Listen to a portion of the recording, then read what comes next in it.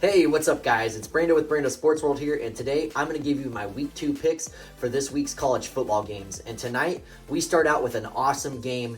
We got the Kansas Jayhawks up against the Illinois Fighting Illini. So we have Brett Bielema, who did a really good job last year on the Illinois defense.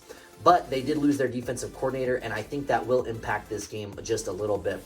Now, on the other side of the ball, you have Lance Leipold, who's done some really good things, especially offensively. So we got two different types of dynamics clashing in tonight's Friday night game.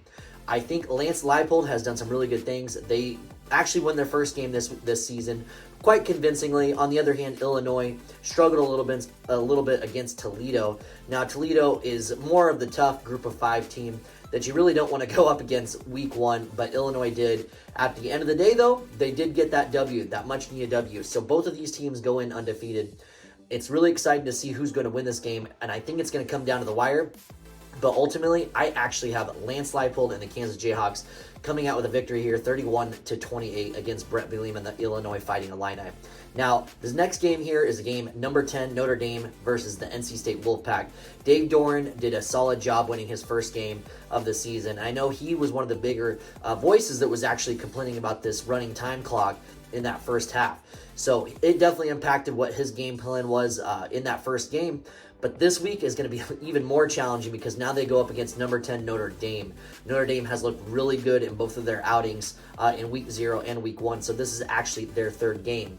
So Notre Dame's coming in 2-0 with a very strong offensive line. The offense has looked really great. The defense has been playing really solid, swarming to the ball. So Sam Hartman, man, this guy is dynamic. He's quite the playmaker. And you know he's going to be ready for this game against the NC State Wolfpack. And I actually have Notre Dame actually coming out on top in this one, 35-24. I just think that Notre Dame Fighting Irish's offense is just a little bit too strong for the NC State defense. Now moving along here to week number 3. Now moving along to game number 3. It's number 12 Utah versus the Baylor Bears. And man, if you had seen both these games that each one of these teams was in, they were two polar opposites. So Utah went up against the Florida Gators and handled their business. Now the Florida Gators, I still believe in what they're doing this season. So don't discredit them, guys. But Utah's defense, guys, it is no joke. It's a legit top 10 defense. And you'll see that as the season really progresses. They're the two-time Pac-12 defending champions. And this will be a hard one for the Baylor Bears to win. Now, I know that they're probably going to be still without their quarterback, Cam Rising. But that doesn't mean much because they can still score. Now, the Baylor Bears, they just came off a horrible upset to Texas State. Man, I don't think anyone anticipated Texas State to win that game. And me, I actually like the Baylor Bears. They're one of the 5 teams that I actually watch. So that was quite devastating to see them lose that opening week. I think Dave Aranda is going to do some good things, but this one's going to be tough. The Baylor Bears actually lost their quarterback for the next several weeks. I think he had some type of injury. But without him being in the game, they have no chance whatsoever. And even irregardless, I would probably still pick Utah to win this one. I picked Utah to win this one 41-17. The next game on the docket is the Troy Trojans against number 15 Kansas State. Troy won their game pretty convincingly. Kansas State actually won their game pretty convincingly too. And a lot of people say this is the type of game that you'd have to be on upset alert. But me personally, I like what Chris Kleinman's doing at Kansas State. There's the reason why they were Big 12 champs last year. And they really showed up this first week. I do believe in them. I think their defense is really solid. But the offensive game, they will run the ball, and they are very tough, and they're very physical. I think Kansas State handles the Troy Trojans. This is not an upset alert for me, and I have them winning this one 38-20. The next game, man, this one's super important for me. I'm a Cornhusker, born and bred, living here in Nebraska. It's Nebraska versus number 25 Colorado. Dang it. It's Nebraska versus number 22 Colorado. And man, if you've ever seen hype before, think again, because Deion Sanders brings that and then some. Him and his son, who's a star quarterback for the Colorado Buffaloes, really showed up for the Week 1 game against the TCU Horned Frogs. They were an overwhelming favorite, and a lot of people were discrediting the Colorado Buffaloes. I was not one of those people, so I was not completely shocked.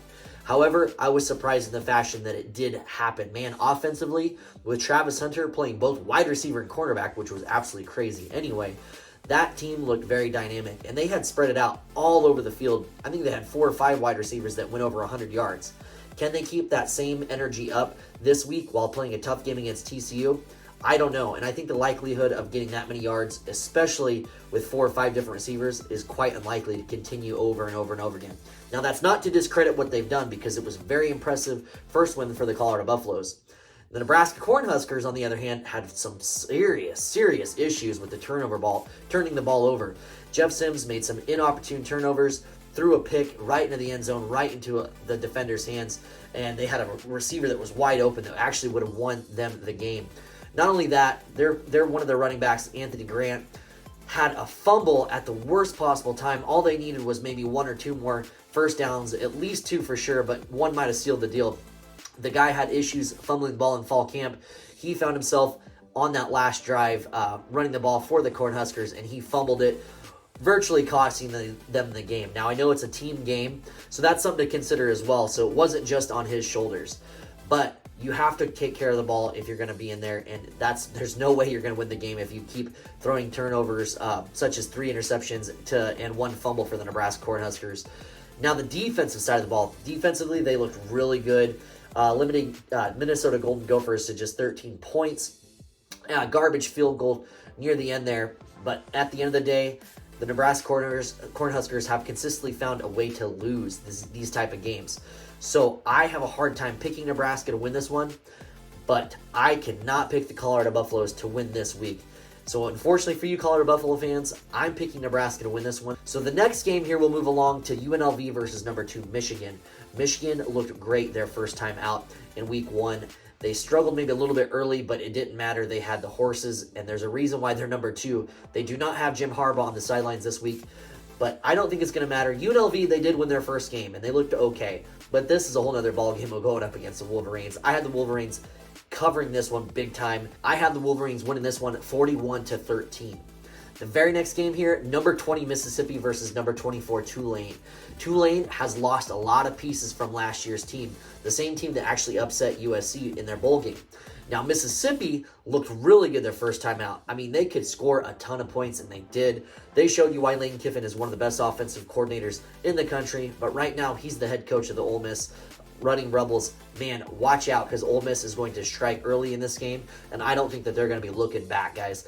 I actually have Ole Miss winning this one 31-20. Now the next game, number 23 Texas A&M versus Miami. I seen a little bit of Texas A&M's game, and it was exciting to see Jimbo Fisher get a win, because a lot of times this last season you could see that they were struggling at the worst possible times. Now, I am not a confirmed believer of Jimbo Fisher coaching for the Texas A&M Aggies. He did really good at Florida State, but you can see how he has struggled. Now, the other thing is they have a really good recruiting class that's starting to bloom. And man, now that they're blooming, they are very scary. On the other hand of the token, we have the Miami Hurricanes. They looked really good, really dominant on the defensive side of the ball. They were swarming, and I don't mean just swarming. They literally were hitting hard, very physical, probably the most physical defensive team I've seen in week 1. Now, I don't know if Miami is going to be the same type of team that they used to be, but I actually have Miami winning this one against a ranked opponent in Texas A&M, and I have them winning this one in a very close game, 30-28. The next game is a game against the betters. That's right, the Iowa Hawkeyes against the Iowa State Cyclones. You can almost guarantee that the players are going to be betting the under on this one. Totally kidding here. I would hope that they wouldn't at this point, but you never know. Iowa struggled this first week. Now they ended up winning the game, and Iowa State had their own issues in week 1. Now, neither one of these teams looked very good, to be honest with you. Cade McNamara does give them a slight edge for me. I actually have Iowa winning this one, and I definitely would still pick the under. Only winning this one 17-13, and that's also jeopardizing Brian Ferentz. He's got to get over 25 points a game if he's wanting to keep his job this year, for this next season, excuse me. Now, we're down to the final 4 games here. We have SMU versus Oklahoma, number 18. Oklahoma looked really good the first week. You know, I think they put over 70 points against their opponent, which was the Arkansas State Red Wolves. Butch Jones coaches those guys, so you think they would have showed up better. But Oklahoma looked fast, physical, and ready to win the game, and they did. I think Oklahoma is going to surge ahead early in this one. SMU is going to score some points, but at the end of the day, Oklahoma has way too much depth. They're going to win this one 41-20. Next game here, number 13, Oregon versus Texas State. A lot of people think Texas State has Texas Tech, has an opportunity to win this game. Texas Tech looked really bad in that game against Wyoming, and I know there were some freak things with the weather delay, and Wyoming can have a very raucous type of crowd, But man, I just don't think Oregon's going to struggle with these guys too much. I actually expected Texas Tech to look a lot better in week 1. They did not, and I am very disappointed with how they looked so far. Oregon, on the other hand, looked tremendous, scoring. I think they scored like 80 points. That Duck had to do a ton of push-ups. Man, Oregon destroys Texas Tech here, 35-21. Now we have Stanford versus number 6 USC. Stanford looked really good in that opening game against Hawaii. Real late game for us here in the States to watch, but man, Stanford handled their business, destroying Hawaii at home for the Hawaii Rainbow Warriors. Now, number 6 USC, how they've looked really good offensively. Defensively, they've struggled. They struggled against San Jose State. I think San Jose State put up like 28 points or something like that, and Nevada put up some points on them too. Not a ton, but enough to where you're slightly concerned. Now, the good thing for USC is their offense is very potent. With Lincoln Riley being the coach, you know that's going to be the case every time out. USC is going to score a ton of points in this one too, guys.